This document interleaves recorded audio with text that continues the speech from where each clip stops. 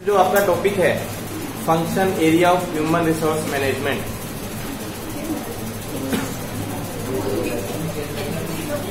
Human resource management के बारे में तो आपको सबको पता ही होगा, क्या काम करती है?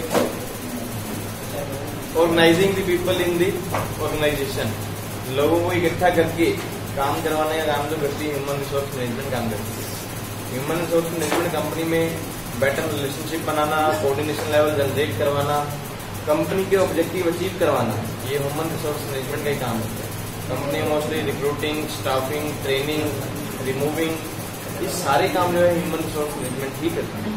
ह्यूमन रिसोर्स मैनेजमेंट के बारे में लिखा हुआ कंसेप्ट देखो, to get the better understanding about the concept of human resource management, firstly discuss about the meaning of human resource. अगर आप ह्यूमन रिसोर्स मैनेजमेंट के बारे में अगर डीपली समझना चाहते हैं क्या है, तो आपको पहले इसका मीनिंग क्लियर होना चाहिए।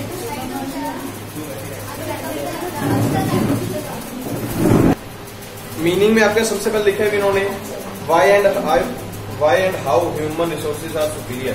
कंपनी में सबसे ज्यादा जरूरी क्यों है?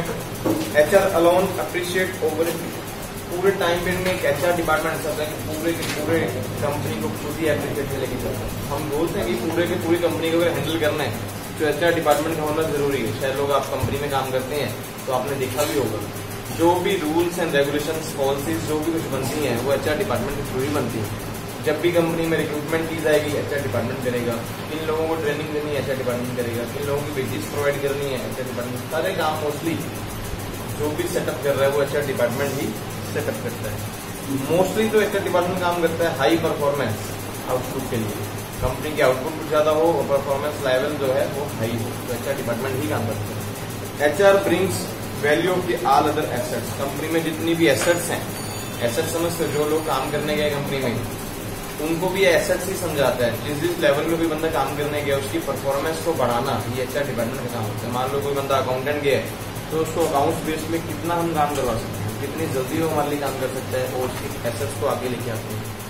Operational flexibility is possible with the HR, अगर कंपनी में जो काम चल रहे हैं उसमें फ्लेक्सिबिलिटी लेके आना। फ्लेक्सिबिलिटी मीन्स जरूरी नहीं कि एक ही बंदे के ऊपर डिपेंड है, अगर आप नहीं आए तो आपकी जगह कौन बंदा वो काम कंप्लीट कर सकता है। तो ये फ्लेक्सिबिलिटी लेवल भी एचआर जनरेट करता है, क्योंकि एचआर लेवल जो पर्सन होते हैं वो जब भी रिक्रूटमेंट करेंगे तो ऐसे पर्सन को हायर करेंगे जो बंदे हमारे लिए ज्यादा काम कर सकते हैं। आपको पूछा जाएगा आप क्या काम कर सकते हैं, इस चीज के बारे में नॉलेज है या नहीं है, जब आपको साथ में काम सिखाते हैं बाई द वे ऐसी कंडीशन आए तो आप लोग जा रहे हैं तो आपका काम नहीं रुकना चाहिए, इस चीज पे कंपनी काम ऑलवेज करती है। तो हम बोल सकते हैं कि एचआर डिपार्टमेंट कंपनी में होना जरूरी है। तो मीनिंग के बारे में बात करते हैं। Human resource management is concerned with the obtaining the best possible staff for the organization, having got them the looking after them so they want to stay and give their best to their jobs. Human resource management हमेशा यही काम करती है कि हम company में उन लोगों को इकट्ठा करें या उन लोगों को इकट्ठा हायर करें जिनको लोग करने के बाद मीन सेलेक्ट करने के बाद वो कंपनी में अपनी जॉब्स के लिए बेस्ट दे सके। ये ह्यूमन रिसोर्स मैनेजमेंट का ही काम है। उसके बाद हम यही बोल सकते हैं human resource management also deal with the discipline of the organisation, company में जो डिसिप्लिन है वो मेंटेन रहे, कंपनी के ऑब्जेक्टिव है उनको अचीव किए जा सकें। ऑर्गेनाइजिंग होता है, organising of the all other employees, जितने भी कंपनी में एम्प्लॉइज काम करें उनको इकट्ठा किया जाए, कोऑर्डिनेशन लेवल प्रॉपर बनाया जाए। ये सारे काम जो है ह्यूमन रिसोर्स मैनेजमेंट के ही होते हैं। आपके पास क्वेश्चन आएगा ह्यूमन रिसोर्स मैनेजमेंट क्या है, उसके बाद उसके ऑब्जेक्टिव क्या होंगे, क्यों ह्यूमन रिसोर्स मैनेजमेंट कंपनी में यूज की जाती है। सबसे पहले सोशल ऑब्जेक्टिव। सोशल ऑब्जेक्टिव क्या होते हैं? जो लोगों की नीड्स, जो उनके चैलेंज हैं उनको कंप्लीट करवाना, ये ह्यूमन रिसोर्स मैनेजमेंट का काम है।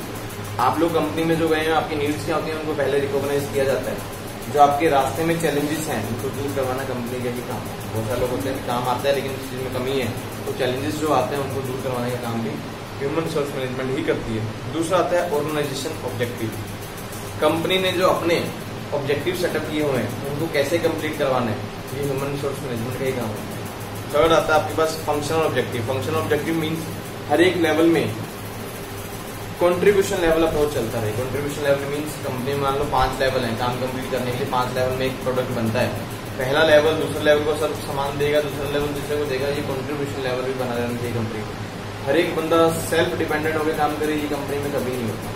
कोई ना कोई बंदे ऐसे एक लाइन में काम कर रहे होते हैं कि स्टार्टिंग पॉइंट एक है और एंड पॉइंट एक रखते हैं, तो वो कंट्रीब्यूशन लेवल बना रहता है। थर्ड हमारे पास आता है पर्सनल ऑब्जेक्टिव। कंपनी में जो भी पर्सन्स आए होते हैं उनके जो पर्सनल गोल होते हैं उनको भी अचीव करवाना, ये भी एचआर मैनेजमेंट का काम है। मीन्स आप लोग जैसे कह रहे होते हैं कितनी सैलरी चाहिए, शायद सैलरी बेस पे आप क्या करना चाहते हैं, तो आपको उतनी सैलरी प्रोवाइड करवाना आपके काम के प्रति, ये भी एचआर का ही एक रोल है। उसके बाद आते हैं function of HR management. HR management जो होती है उसके मेन फंक्शन क्या होते हैं, दो प्रकार के फंक्शन करते हैं, एक मैनेजरियल फंक्शन, एक होते हैं ऑपरेटिव फंक्शन। सबसे पहले बात करते हैं मैनेजरियल फंक्शन के बारे में। मैनेजरियल फंक्शन कौन होते हैं, प्लानिंग। कंपनी में एचआर डिपार्टमेंट हमेशा पहले प्लानिंग करेगा कि कंपनी के क्या गोल हैं, उनको कैसे अचीव किया जा सकता है। सेकंड होगा ऑर्गेनाइजिंग, उन गोल्स को अचीव करने के लिए किन लोगों को इकट्ठा किया जाए। बहुत सारे लोग कंपनी में काम कर रहे हैं, कंपनी को पता है ये काम कंप्लीट करने में सिर्फ कितने परसेंट की जरूरत है, तो उनमें किन लोगों की सिलेक्शन किया जाए, तो ये ऑर्गेनाइजिंग काम भी एचआर मैनेजमेंट ही करती है। थर्ड आता है डायरेक्टिंग, सब लोगों को एक दिशा में लगाना। हम लोग कंपनी में जब जाते हैं हमारे अपने बेस होते हैं, हम लोग अपने ऑब्जेक्टिव के साथ गए होते हैं, इतने पैसे लेने हैं, लेकिन जब कंपनी में पहुंच जाते हैं तो सब लोग एक ही दिशा में काम करते हैं कि कंपनी के लिए इतना काम करना है, इतना प्रॉफिट कमा के कंपनी को देना है, तभी जाके हमें बेनिफिट मिलने वाला है, आगे आ जाओ। फोर्थ होता है कंट्रोलिंग। एचआर मैनेजमेंट कंपनी में कंट्रोलिंग का काम भी करती है। कंट्रोलिंग का काम मीन्स बोलते पूरे की पूरे टाइम पीरियड को रिकॉर्ड करना, रिपोर्ट्स बनवाना, आइडल टाइम कम करवाना, लेबर टर्नओवर कम हो, इस चीज का काम भी एचआर मैनेजमेंट ही करती है। मीन्स पूरे के पूरी कंपनी के ऊपर कंट्रोल बना के रखना, ये भी एचआर मैनेजमेंट का काम है। ये जो फंक्शन है ये आपके कौन से फंक्शन है, मैनेजरियल फंक्शन, मीन्स बिजनेस को मैनेज करने के लिए। उसके बाद आते हैं ऑपरेटिव फंक्शन। ऑपरेटिव फंक्शन का मतलब होता है कि ऑपरेट करना, जैसे हम डेवलपमेंट करवाना, कंपनसेशन लेना, ये सारे काम।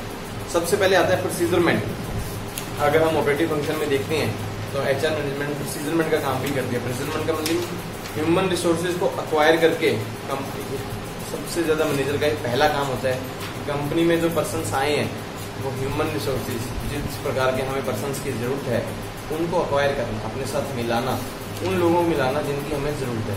सभी लोगों को साथ में लेके चलने का काम नहीं होता, उन लोगों को अपने साथ लेना और उनको आगे लेके जाना, ये सबसे पहला काम प्रोसीजरमेंट में कंपनी में होता है। जैसे एग्जाम्पल बोले कि procedure of recruitment, training, staffing, ये पहला पॉइंट हमारा प्रोसीजरमेंट में आता है। दूसरा आता है डेवलपमेंट। डेवलपमेंट का मतलब होता है कि जो बंदे हमारे साथ जुड़े हैं उनकी नेसेसरी स्किल्स को रिकॉग्नाइज करके उनकी स्किल्स को अपनी जॉब पे अप्लाई करवाना, ये भी काम जो है कंपनी में एचआर डिपार्टमेंट का ही होता है।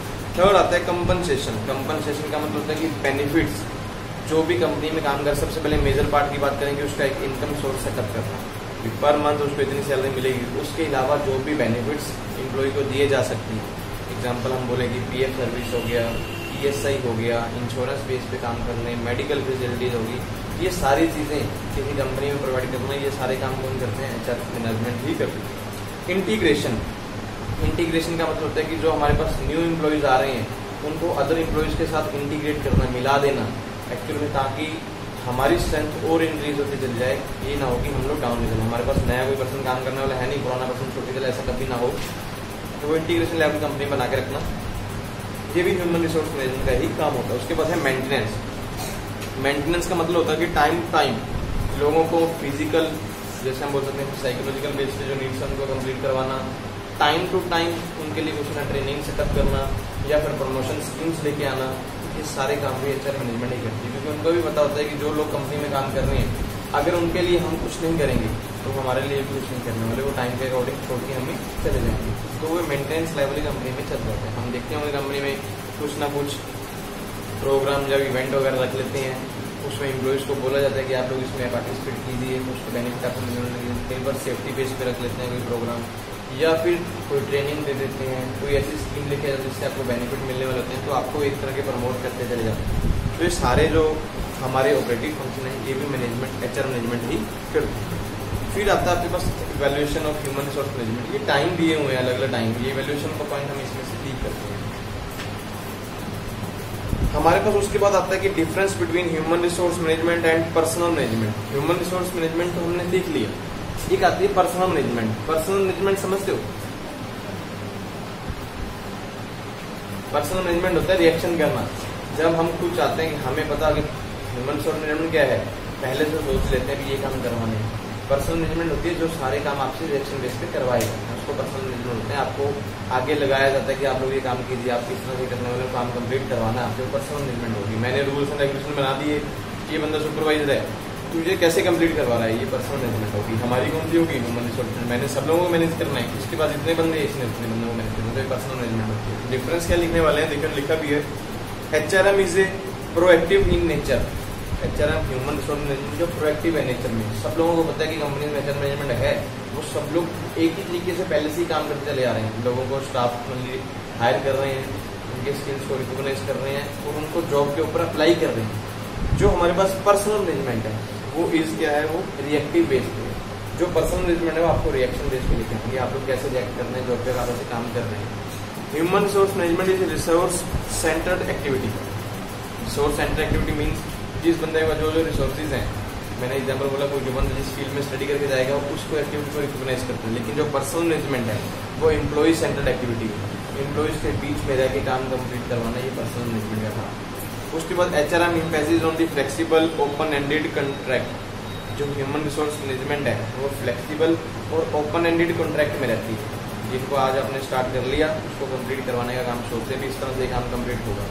लेकिन जो आपकी पर्सनल मैनेजमेंट है वो स्ट्रिक्ट ऑब्जर्वेंस पे काम करती है कि जो बंदे हमारे साथ जुड़े हुए हैं उनके ऊपर ध्यान रखना, वो किस तरह से काम कंप्लीट कर रहे हैं और उनसे टाइम पे काम कंप्लीट करवाना, ये पर्सनल मैनेजमेंट का ही काम होता है। Human resource management viewers better performance as a cause of job satisfaction. Human resource management ये देखती है कि हम किसी बंदे की जॉब की सेटिस्फेक्शन कैसे करवा सकते हैं। उनका मेन काम ये होता है, आप जब भी कभी बंदे को हायर करना है उससे पूछा जाएगा किस जॉब में काम करते हो, कितनी सैलरी आप लोगे, वो सारे काम आपको कंप्लीट करवाते हैं कि आप जॉब को सेटिस्फाइड करते हैं। लेकिन जो पर्सनल मैनेजमेंट है वो देखती है कि हम उस जॉब पे सेटिस्फेक्शन लेवल का बेटर परफॉर्मेंस कैसे करवा सकते हैं। जो बंदा हमारे पास आया उसको पता है कि 4-8 घंटे में काम कंप्लीट, हम वो सोचते हैं कि ये काम उससे 6 घंटे में कंप्लीट करवाएं और 2 घंटे कुछ और करवा लिया जाए, ये पर्सनल मैनेजमेंट का काम होता है। Human resource management also seek to devolve the competence level of the employees.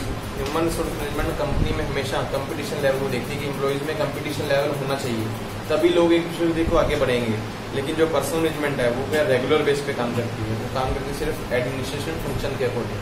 उनको नहीं पता होता कि एम्प्लॉइज को हमें कॉम्पिटिशन कैसे बनाना है, उनका काम होता है कि रेगुलर बेस पे जो हमें टॉप मैनेजमेंट ने जो काम दिया है उनको कंप्लीट करवाना है, ये पर्सनल मैनेजमेंट का काम होता है। फिर आते हैं factor affecting human resource management. HR management को कौन कौन से फैक्टर जो है अफेक्ट करते हैं। सबसे पहले इंटरनल फैक्टर और एक्सटर्नल फैक्टर, 2 प्रकार के होते हैं, कंपनी के अंदर के फैक्टर और कंपनी के बाहर के फैक्टर। सबसे पहले कंपनी के अंदर के फैक्टर देखते हैं कि organisation size. Human resource management सबसे मेन प्रभाव जो करता है वो साइज। अगर कंपनी बहुत ज्यादा बड़ी है, उसमें काफी ज्यादा फेस है या काफी ज्यादा काम चल रहे हैं, तो उसमें हम बोले कि ह्यूमन रिसोर्स मैनेजमेंट में कितने पर्सन चाहिए, सबसे ज्यादा जरूरी है। क्योंकि एक HR मैनेजर सारे काम कंप्लीट कर लेगा, ये पॉसिबिलिटी नहीं। एम्प्लॉइज को हायर भी करना है, उनको ट्रेनिंग भी देनी है, उनकी स्टाफिंग भी करवानी है, प्लस उनकी वेजेस भी बनानी है, टाइम पे जो सर्विसेज की जरूरत है वो भी देनी है, सेफ्टी बेस पे भी ध्यान रखना है। तो ये सारे काम एक HR मैनेजमेंट काम कर लेगा ऐसा नहीं हो सकता। जितने ज्यादा हमारे पास लार्ज नंबर ऑफ एम्प्लॉइज होंगे उतनी ज्यादा हमें उसमें स्टाफ की ज्यादा जरूरत होगी। तो हम ऑर्गेनाइजेशन का साइज एक बोल सकते हैं कि HR मैनेजमेंट को ये इफेक्ट हमेशा करता है। दूसरा आता है ऑर्गेनाइजेशन का स्ट्रक्चर।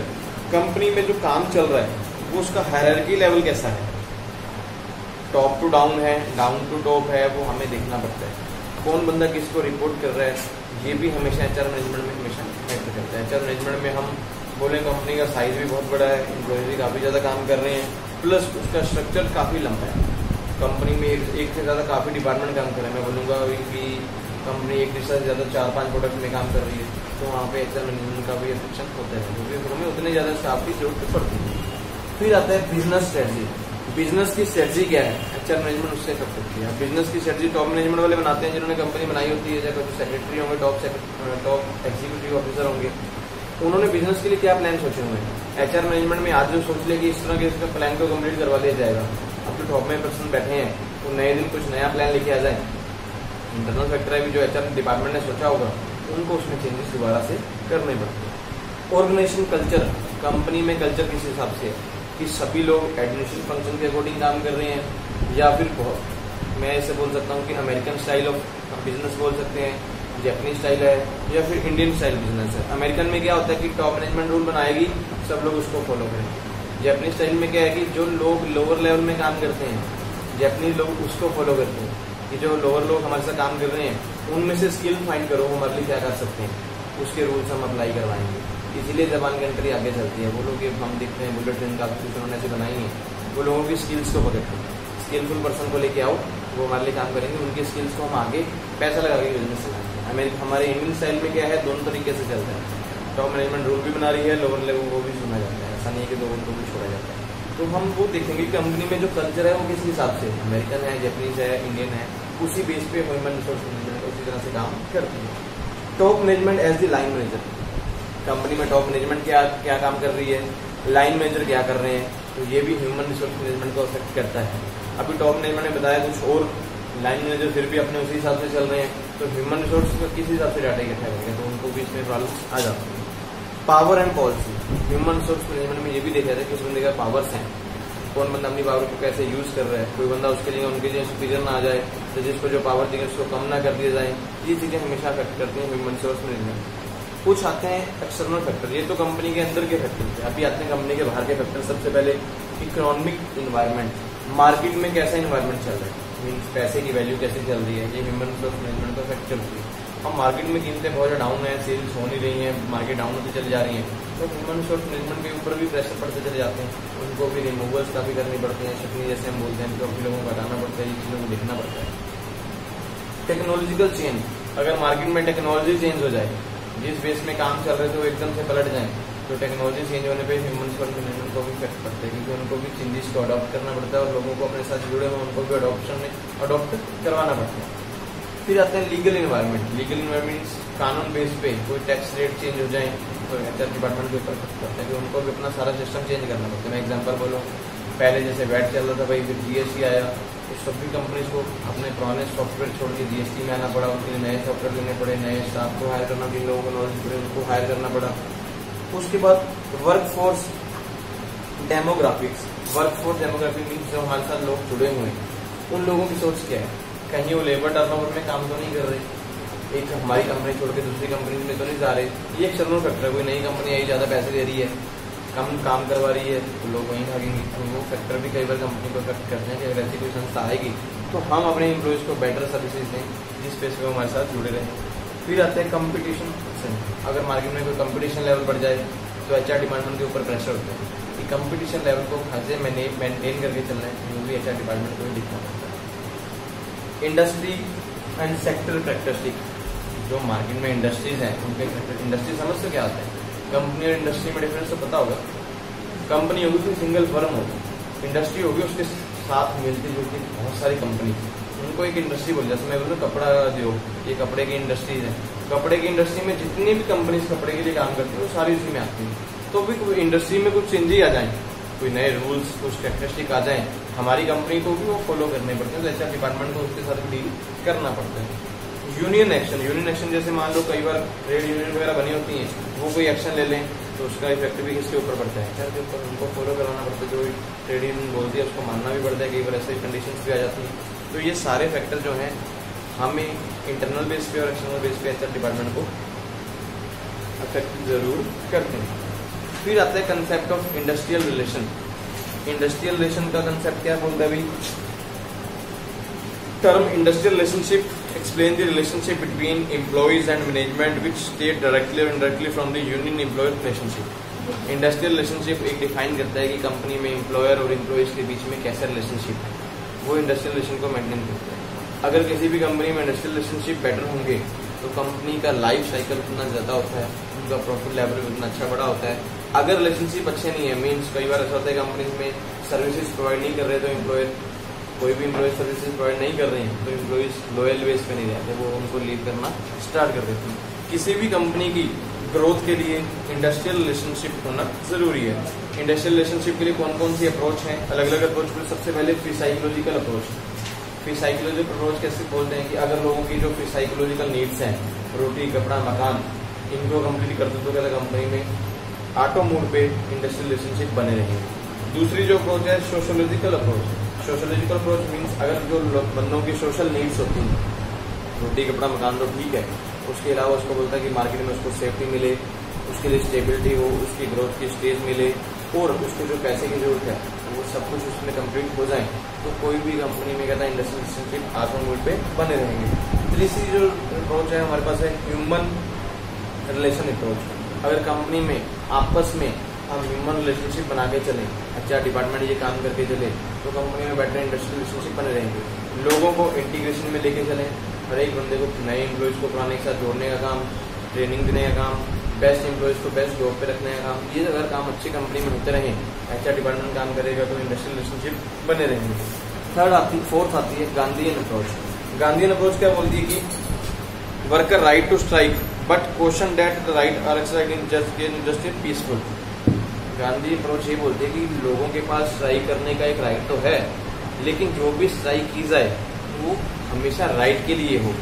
ऐसा ना हो कि कुछ भी बोले हम उसके लिए स्ट्राइक करके बैठ जाए। गांधी अप्रोच जैसे बोलते हैं कंपनी में कहता है वर्कर को राइट दो, लेकिन उनको ये भी बता दो कि जब भी जिस राइट के लिए बात कर रहे हो वही काम होना चाहिए, उसके उलट कोई काम नहीं होना चाहिए। एग्जाम्पल आज के टाइम में चलता है, सभी एम्प्लॉयज़ को बहुत सारे राइट्स मिलते हैं। राइट क्या है? अपनी सैलरी के लिए स्टैंड लेना, अगर आपको सैलरी नहीं मिल रही आप लेबर कोर्ट में जा सकते हो, आपकी जो सर्विसेज आपको मिलनी चाहिए आप लेबर कोर्ट में जा सकते हो। सब लोगों को पता है कि हम लोग काम कर सकते हैं, उसका गलत ना यूज़ कर पाए, ये गांधी अप्रोच बोलते हैं। सबको उनके राइट्स बता दो, आपको ESI मिलेगा, PF मिलेगा, इंश्योरेंस मिलेगी, मेडिकल फैसिलिटीज़ मिलेंगी, साल बाद बोनस मिलेगा, ग्रेच्युटी मिलेगी, वर्कमैन कंपनसेशन जो है वो भी मिलेगा, ये सब कुछ आपको मिलेगा किसी कंपनी में। लेकिन आप लोग बोले इसके ज़्यादा भी हमें कुछ चाहिए, वो नहीं बोलेंगे, उसमें वो नहीं होना चाहिए। कहता है कि आप राइट्स के बाहर ना जाएं, ये गांधी अप्रोच है। कहता है अगर कंपनी में ये अप्रोच सभी कंपनी मोस्टली चलती है कि उनके राइट्स उनको दे दो तो कंपनी आगे चलती चले, रिलेशनशिप बेटर बने रहते हैं। फिर आता है role of employ, employer and government in industrial relationship. Company के इंडस्ट्रियल रिलेशनशिप में एम्प्लॉयज का क्या रोल होता है, गवर्नमेंट का क्या रोल है और एम्प्लॉयर का रोल है। सबसे पहले बात करते हैं एम्प्लॉय के रोल के लिए। एम्प्लॉय का रोल क्या होता है कि वो अपनी अगर बार्गेनिंग को रिड्यूस कर लें तो इंडस्ट्रियल रिलेशनशिप अच्छे बने रहते हैं। बार्गेनिंग मीन्स अगर बंदा सोच के बैठा हो कि हर बार बोले कि मुझे हर साल अपनी सैलरी कम से कम 5,000 बढ़ानी है, अगर वो इसी बेस पे बार्गेनिंग करता रहे तो वो कंपनी में रिलेशनशिप नहीं बन सकती। बहुत सारे लोग ऐसे होते हैं सिर्फ कंपनी में पैसे के लिए काम करने आए हैं, 10,000 से स्टार्ट हुआ है, मुझे भाई 10 साल में 1 लाख रुपए जाना है, ऐसा हो नहीं सकता। कंपनी में अगर हम कंपनी के रूल्स के अकॉर्डिंग काम करेंगे और हमें प्रमोशन मिलता चल जाएगा तो बेटर इंडस्ट्रियल रिलेशनशिप बन सकते हैं। दूसरा आता है एम्प्लॉयर का रोल। एम्प्लॉयर का रोल क्या होता है इंडस्ट्रियल, अगर वो सारी की सारी फैसिलिटीज एम्प्लॉयज को टाइम पे प्रोवाइड करता रहे, टाइम पे वेजेस दे, टाइम पे जिस चीज़ की जरूरत है, जो सर्विसेज की जरूरत है वो उनको प्रोवाइड करता रहे तो कंपनी में रिलेशनशिप अच्छे बनेंगे। गवर्नमेंट का रूल क्या है, अगर गवर्नमेंट टाइम टू टाइम जो रूल्स उन्होंने बनाए हुए हैं, लेबर एक्ट जो एक पास किया हुआ है, लेबर कानून, लेबर लॉ एक आपकी शायद बुक आएगी, यहाँ पे जाकर उसमें आप सारे कानून पढ़ेंगे, अगर उनमें टाइम के अकॉर्डिंग चेंज करती रहे कंपनी गवर्नमेंट तो कहता है इंडस्ट्रियल रिलेशनशिप बने रहते हैं। मीन जैसे मैं बोलूँ अभी पहले पुराने टाइम में था वेजेस थे भी सिर्फ स्टार्ट होंगे तो भाई 3,000 में स्टार्ट होंगे, आज के टाइम में क्या है कम से कम इतनी सैलरी। अगर ये टाइम के अकॉर्डिंग ना बढ़ाते, इसी में रह जाते, कौन से रिलेशनशिप बने थे, कोई बंदे इंडस्ट्रीज में काम नहीं करने वाले थे। इंडस्ट्री और जो रूल्स एंड रेगुलेशंस में चेंजेस होते चले जाएं तो कंपनी में इंडस्ट्रियल रिलेशनशिप बने रहते हैं। फिर हमारे पास उसके बाद आते हैं, सॉरी टॉपिक ही खत्म है, ये तो हमारे रूल्स सभी नोट है कि क्या क्या रोल होते हैं, ये खत्म है टॉपिक। किसी को लगता है कोई क्वेश्चन है तो पूछ सकते हैं।